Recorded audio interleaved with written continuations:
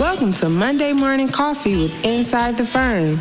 Each week, our hosts will be interviewing local, regional, and national business leaders to give you an inside peek into how they lead their business to success in the ever-competitive business climate.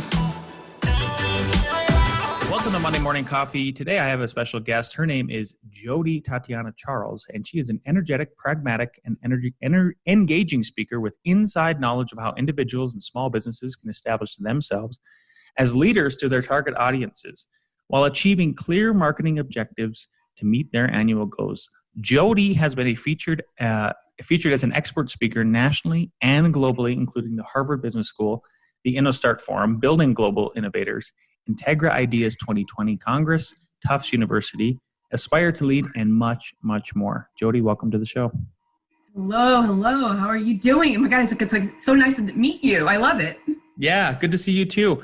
Well, why don't we just jump right in? Tell us a bit more about yourself. Tell us about who Jodi is, what got you into business, and then speaking about it. Yeah, so I have this very unique background, and I'm sure I'm looking forward to that person that has the same kind of background as I. So I started my career as a teacher. I was like a 2nd and 6th grade teacher way back when.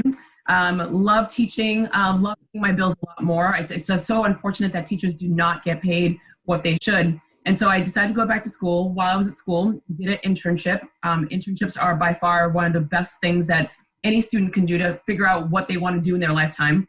One of the internships was in a radio program, #1 radio station in Boston.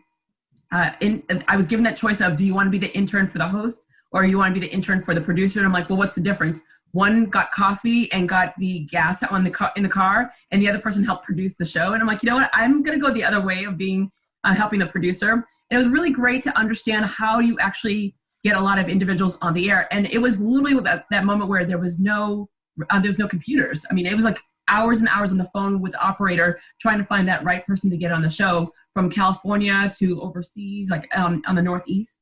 When the producer unfortunately got fired, they're like, you are now the producer of the #1 show in Boston. I'm like, no, I'm a teacher. I have no idea what you guys do. And they're like, we've been watching you all along, so you actually do know how to do the job. So I was a producer in radio for 6 years. Then I was a producer in television for 4 years, and I was Mitt Romney's press secretary for 4 years. And during that entire time, it was just all about designing and understanding how to tell someone's story, how to really get to know their constituents or their target audience, and basically how to get your message across. So then after Mitt decided to run for president, I went to business school. While in business school, the world imploded. It was 11 years ago, the world imploded. Yep. I was labeled overqualified. I had done everything right. I had all the degrees, and I couldn't get a job because I was overqualified, which had been so odd to even hear that. But the best part was, during the MBA program, we had to create a fake business, our capstones. So my company became our capstones. And during that time, I had been, because I was a teacher, I had spent so much time teaching individuals how to do business, how to get your target audience, how to engage with your storytelling. And then people started asking me to speak, and I just started speaking more and more, built my business from the capstone, and here we are in 2020, and then it happened all over again, where less stressful for me because I saw it before. And now to be able to help so many small businesses all over the world really understand how to survive through this has been like one of my best moments. Beautiful. Yeah, that sounds like a very interesting journey. I'm so glad also that you took the not getting coffee position, the internship, and you were there to help. That makes I don't sense. make really good coffee. I have no idea how to make coffee. So yeah, well, you said you don't even drink it until this afternoon, right? We'd started off the conversation. So that's amazing background. One of your missions is to give people and businesses practical ideas. I've watched a couple of your videos, and you state that quite often. And I'm a very practical person, so stuff that they can use for immediate results. What kind of ideas are you talking about? I start with every single person that I meet with.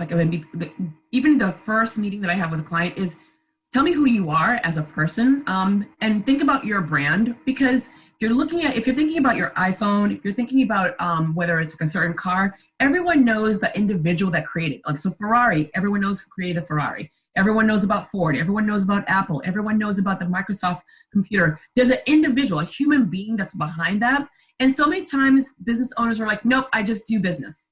Well, that's great. But someone's coming into your store and someone's engaging with you. Someone's writing a check. And so why are we not spending more time understanding that you are part of your story to build your company? So step one is your personal brand. You have to understand your personal brand. You have to own your personal brand, all the goods, the bads, and the uglies, because it's just so distracting when someone comes to you and they're like, oh, I heard something about you. Well, if you already knew about it, and if you're already like going to call upon it, then you could focus on the business part. So your personal brand is number one. Number two, know your target audience. Again, the human beings. The target audience, they know you, they've heard about you, someone has like referred you. Do the same thing for them.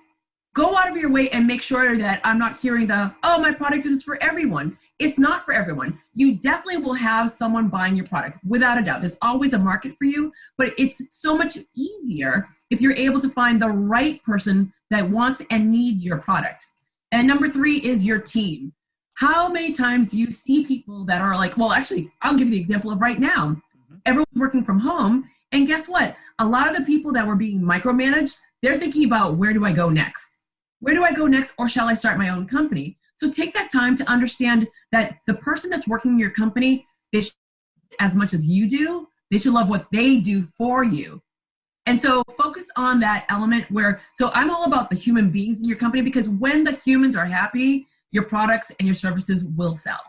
Yeah, it's just going to be a reflection. I agree with you. Yeah, it's just going to follow through. What are some of the common challenges that you help businesses overcome when you start engaging with them?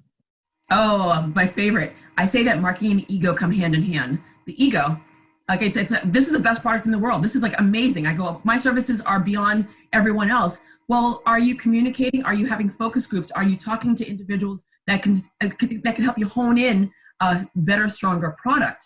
Hi, I have a mouse in my hand. Is this mouse the right mouse for the individuals that you're going to target with? Are they for students? Are they for elderly? Like, is the product for? So the ego is probably the killer, because you know you have your pain point. You know that you've developed a service or a product, and you're like, or a business, and you're like, I worked so hard on this.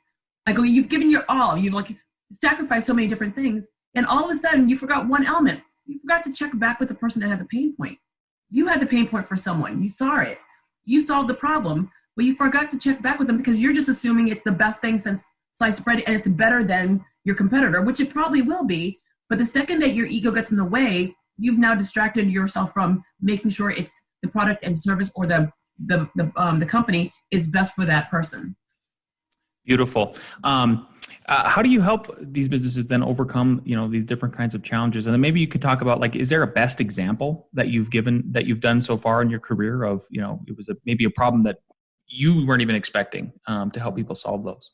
I have to say that, and this is where it comes back to my years of education.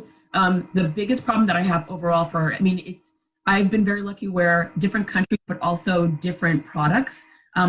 Being marketing, you have a transferable skill. Mm-hmm. And having a transferable skill, I can bounce from life sciences to green tech to fintech.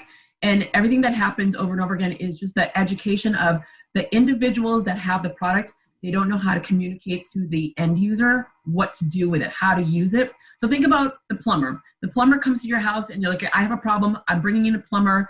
And you're like, okay, great. The plumber goes to the bathroom or the kitchen and they're like, yep, fixed it. Here's your bill. And you're like, well, what happened? Like, what did you do? What was the problem? Don't worry about it. I fixed it.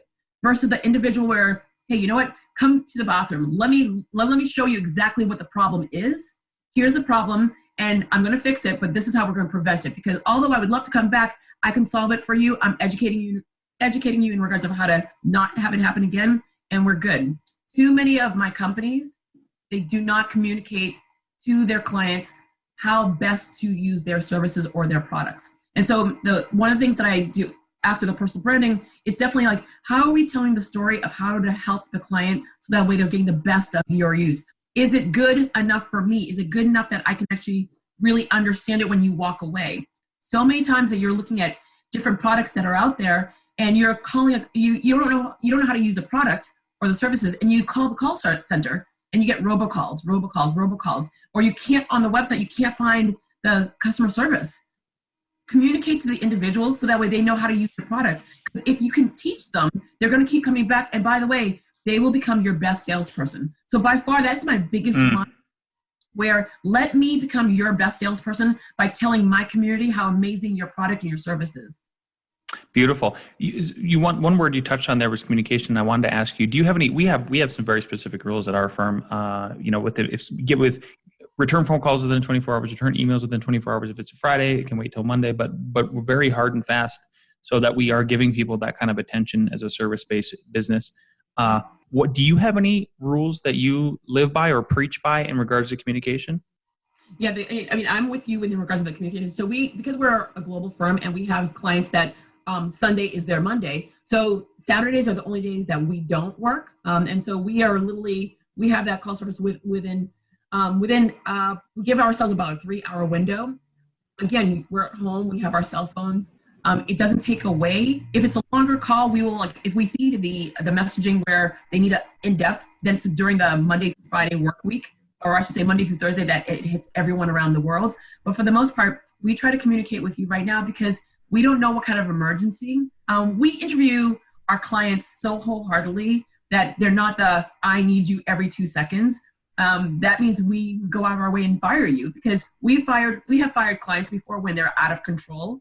So the individuals that we work with, they're clearly understanding that they need help. They're clearly understanding of, I have time for my family, my friends. I want to make sure that you have a clear balance. And so we want to make sure that if you have a situation right now, we want to nip it right now because that's going to be, it's a hindrance to your day and your family time, your personal life, if you're constantly obsessing about this thing. If it's sometimes all they need is it's okay, no big deal, we'll fix this. You don't have to worry about it. Don't obsess because they don't know. And what they don't know becomes high anxiety. Mm-hmm. Yeah. So exactly. I think that's people taking that anxiety level down, right? Because that's the idea. If you're a service-based, business owner, an attorney, an architect, engineer, something like that, you are obviously trying to solve somebody else's problems and they've hired you to solve those problems. So you need to be present in showing that you're attentive to that. But it doesn't have to be like you're saying. I think that's where it can also help with you not cutting into your dinner because you've already addressed it before 5 p.m. It's like, hey, we'll tackle it tomorrow. But at least a touch and go. And you give them about it's a 3-hour window. They know what time, if they're conscious of you, they know exactly what time your day is, where they're not going to call at 1, 2, 3 o'clock in the morning because anything could be handled. Anything could wait till the next day. But for the most part, everyone is very, very mindful of time. And by the way, when you take on a client, when you work with anyone, you have to put down the gauntlet of this is the times that you can call me. These are the times that you can email me. These are the times I'm going to respond. Tell them up front. Yeah. Be honest up front. And if the second you answer everything at all hours, they're going to call you every day at all hours. So just put out the expectations up front early. Yeah. Walk us through a scenario. So I'll give you one and then you can maybe give me one. The scenario that I found where I do that and put my foot down is so let's say they email me on a Saturday. What I will do is I will then wait till Monday and say, hey, sorry I didn't get your email over the weekend, but I don't answer emails or respond to them over the weekend. Just know that moving ahead, I'm typically between 8 and 5 p.m. on Monday through Friday. Something like that. But it's not. Do you think that's the right approach in the sense that I'm waiting until Monday? How do you do it? So all right. So that's all right. So it's funny that you just mentioned that one because I was going to go for the late one. The late one is being late, at night. Yeah, being late is not okay. So I'll go to yours first. So in regards to the response, like I just said, put expectations up front. When people are understanding what your expectations are, they will be mindful of it, and they start duplicating exactly what you do. So think about when you're talking to someone, if they're talking slow, you start talking slow. If they start talking fast, you start talking fast. If you put the expectation of, I need to know that these are the times that, when are the times that you work so that way I can reach out to you? And if it's a red flag, does that change? What does that look like? And so being very, very transparent with your clients is so, so useful. Being transparent with anyone that you bring on as a consultant is very helpful too, because again, we want to eliminate anxiety. For me, timeliness the timing is a big thing. I think it's just being the old school individual where 15 minutes early is on time, 15 minutes if you're late, and then 15 minutes late, don't show up. I'm really, really hard fast with that one because you're setting yourself up for disappointment. You're setting yourself up for disappointment when someone you're excited to meet a client, you worked really hard, you've done your due diligence, and you're waiting, no email, no call, no text, no Morse code. We have so many different ways of communicating. So I think it's just like insulting because you just automatically assume that your time is more important than the time of the person that's either giving their time for mentoring, giving their time as a consultant, giving their time as I left my family during COVID to like literally get in my car, stay 6 feet away from you, but to work with you, and you didn't show up on time. It's not okay. So being on time is really, really, really huge for me. It's a show showing in the individual that you're working with a form of respect. Yeah, I agree with you. What's crazy is that actually I don't know if you've seen, but over the last maybe 2 or 3 years, there's been some rhetoric in the media and culture about like that we should not, it's okay to not be on time. I don't know if you know what I'm talking about, but it's really silly. And so I agree with you 100%. Like that is a timeless rule that should just, we don't need to twist culture and society to where all of a sudden it's okay to be not on time. Like that's not hurting anybody. Look, to add to that, I would say that Casual Friday has gone way too far. So when I was in the governor's office, the interns would come in and colleagues would come in with flip-flops. I'm like, you are in the governor, you're in the state house for the governor. What are those on your feet? They're like, go home. And it was like, oh my God, I can't believe you're making me go home. You're wearing flip-flops and shorts to the governor's office. Are you kidding me? And so that whole entire concept of, even when COVID started and I was doing speeches on Zoom, where I had to stop one of my speeches at a law school. And I'm like, excuse me, can you, one, get out of bed, and two, put on something decent? Because on Zoom, not only can I see you, your entire class can see you. This is a law school. Not okay. Do you think we'll move out of this? And do you think we'll move out of that? I feel like we are living in a version of idiocracy where, you know, that movie where you do see the people devolve and start wearing sweatpants all the time. Is there something in society that, and then the other thing too that you already mentioned is that when a lot more of us are working from home, 60% is what I've heard recently, up to 60% are at least full-time or part-time now. And there's these Zoom boom towns or whatever. How do you see the catalyst? Like, are we going to move back towards we are professionals that, you know, when we need to be professionals, dress-wise, on time, attire, the way we communicate? I would say that will we go back to 100%? No. A lot of businesses are realizing, wow, I'm saving a lot of money. I'm saving a lot of money. I don't have the brick and mortar. Mm-hmm. In my mind, I thought I had to hover over my team, and realizing my team is able to be a lot more productive because they are on their group Zooms. If they do want to meet, they can actually meet at a location outdoors, as long as the weather is good wherever you are. And the whole concept of being inside that office, I think it was like the commuting time, how much time are you spending in front of the coffee maker talking about Dancing with the Stars or Tiger King, and how much of that time are you really working? Where now we are actually working and getting a lot of things done because you have your children at home. Because the daycares aren't they're not working the way that they should be. Yeah. I'm not commuting. I'm not spending all that time commuting. So the time that you're able to save, you are using the time more efficiently. And by the way, more people are working longer hours because they can actually add that time in different areas. So will it go back to the way it was? No, absolutely not. I mean, because companies are seeing that I can get more from that client. I can get more from my colleagues in the course of the day, but also I can actually grow my team on a global level.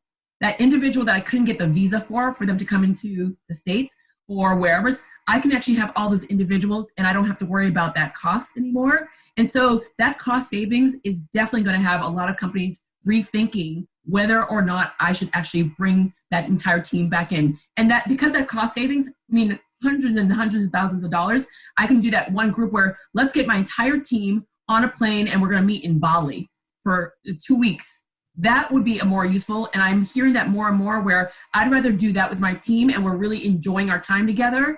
And we're not in front of Zoom, but when we're at home in our home offices, I'd rather pay for that and pay for their lights or pay for the electricity, pay for their Wi-Fi. And still it's like a dramatic cost savings. Yeah, beautiful. Well, talk to the new business owner who might be listening. You know, how do you recommend that new business owners or people that are speculatively thinking about making this leap? How do they find their target audience? And then how do they engage them most effectively?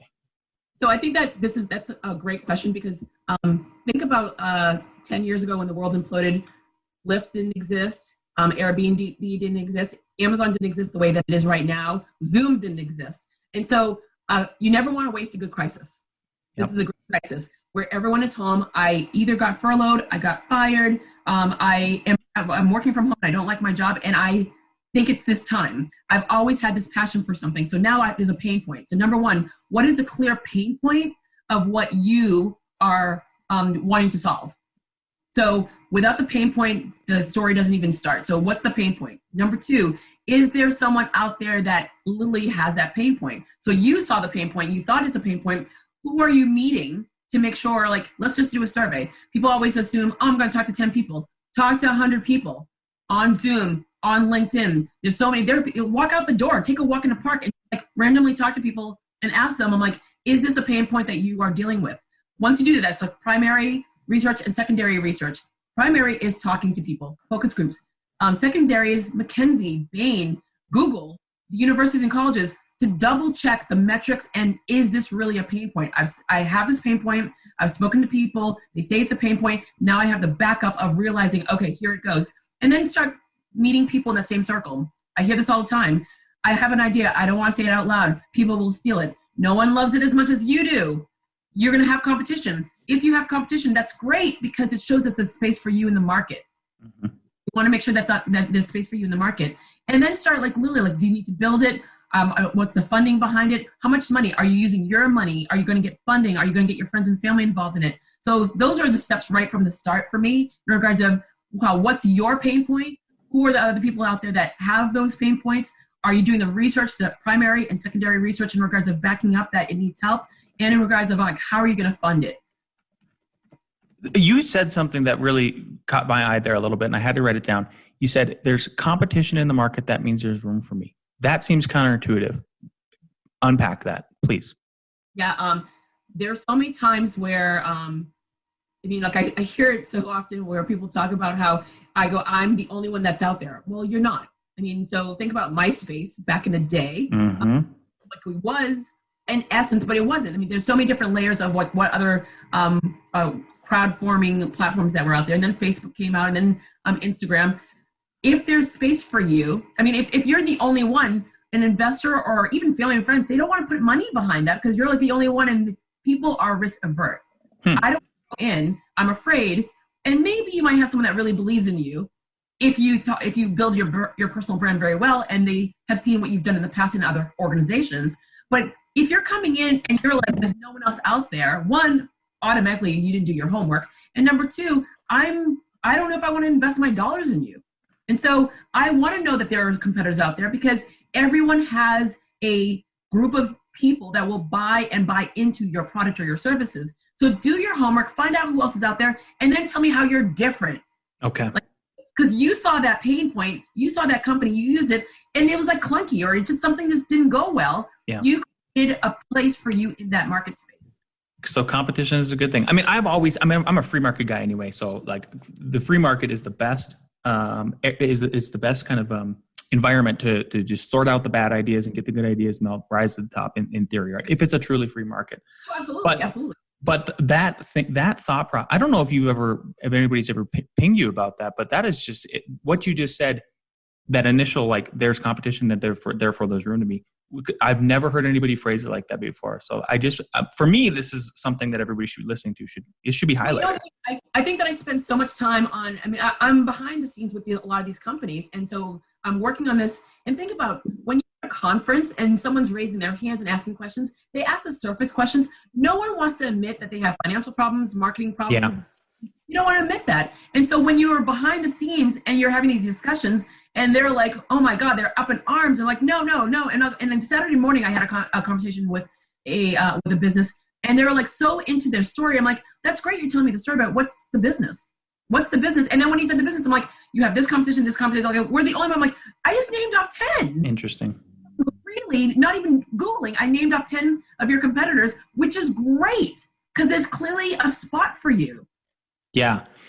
Excellent. On piggybacking on the question I asked previous to this, once people find their targeted audience and they figure it out, what do you think? What are your top 3 media outreach strategies that you're recommending currently?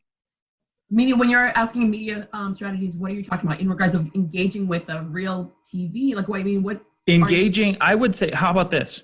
If I'm a brand new small business owner, or maybe even an existing one, and I'm having trouble, and I need to solve my problem, my marketing problem.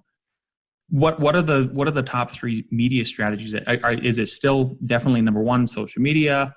Then are you going to print? Are you still doing old school print, mailers? What are you recommending in this, literally at 2020, when we're still in this pandemic? So your channels are large. They're just large. So let's just start, before we even talk about the channels, making sure that your story is clear, making sure what you're providing is useful to your target audience. Number 2, and so that's without a doubt. The main thing is, where is your audience? To know your audience is one thing. Where are they? Are they reading traditional papers? Are they reading local papers? Are they on the radio? Are they more on podcasts?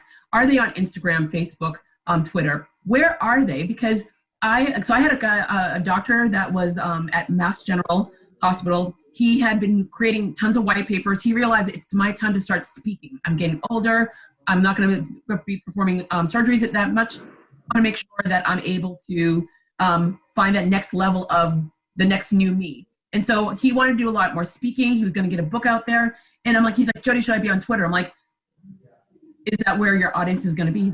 I'm like, are doctors on Twitter? Are the people that are talking about brain disease, are they on Twitter? He's like, no. Then I'm like, why? He goes, well, everyone's on Twitter. I'm like, not everyone. Yeah. People aren't on Twitter, so you shouldn't be on Twitter. So focus on where your people are. So the biggest thing for me is know where your audience is and know how to engage with them in that forum. So if you're a small business that is in a local place where you sponsor baseball games, you're not going to be on any of these other forums because mommies aren't on those forums. The dads that are the daddies aren't on those forums. You want to be in the local paper. You want to sponsor that baseball team. You want to have your name in different places. Whenever there's like a holiday event, you want to give that gift certificate because your name is now being passed around in that local area because you don't want to be in the next town. You don't want to be on a national level. You want to be in your community. So find ways in your community to be engaged. So that's like on a smaller level, whether it's a law firm, whether it's like a dress shop, doesn't matter. Stay local. If you are a tech company, you want to be on Reddit. So Reddit has rules. So you're not just like pitching anything, but you're being engaged with individuals.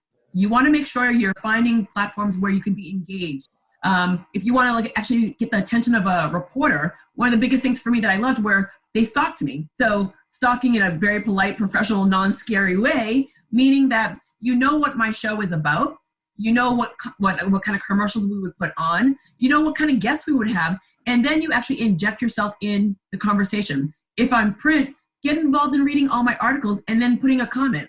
No, never ever be on the list of after 10. So if you're going to put a comment, take your time, articulate something high level, be the first top 10. After that is just noise. If you're at a conference, after a speaker, you're not going to be able to meet 5,000 people in a room.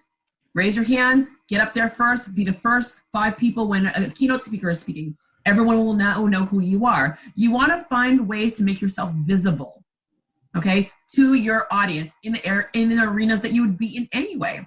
If you're following a certain reporter on the New York Times, that specific reporter, you know that reporter, you know their writing, you know their style, start engaging with them. Because when you show yourself as an expert, they start coming to you and saying, hey, I just noticed that you, like Lance, I just noticed that you are doing great things. I go, and I remember your comments. I noticed that you're a specialist.